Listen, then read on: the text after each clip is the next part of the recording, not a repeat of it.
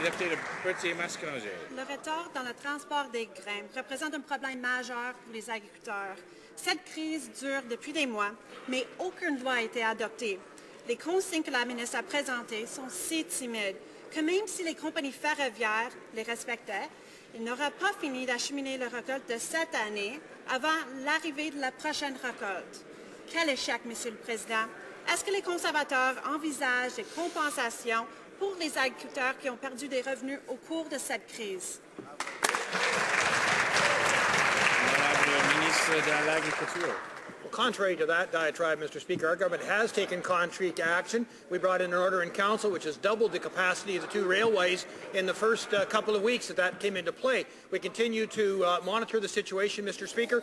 But let me quote the young farmer, Levi Wood, president of the Western Canadian Wheat Growers. The order in council to immediately increase grain shipments will help lift artificially depressed grain prices, generate more cash flow for farmers ahead of spring seeding, and reduce the carryout of grain that will be left on farms at the end of this crop year. That's his quote, Mr. Speaker. He's happy. We're happy that he's enjoying that newfound freedom. The honourable member for Welland.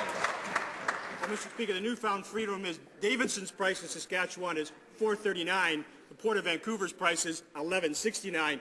I guess the question is who made the money in between, because it wasn't farmers. So, Mr. Speaker, the fines proposed by this minister are far too low. Worse still, the money goes to the new finance minister. It's not the government that should be compensated for the grain backlog, it's farmers. Mr. Speaker, why doesn't the minister agree with New Democrats that the fines should be bigger, that the money being collected shouldn't go to the government, it should go to farmers who are suffering on the prairies of our country?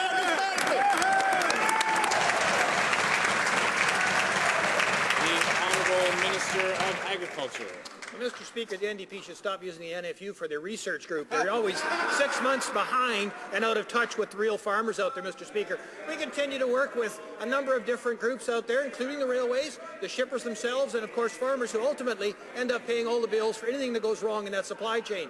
We brought forward the order in council, which is starting to move some 4,400 cars of grain in the last 2 weeks. That's good, Mr. Speaker. It's a good start. There's still a lot of work to be done. We will be tabling legislation in the immediate future, and we hope that the members opposite will actually stand and support that and move that through unanimously.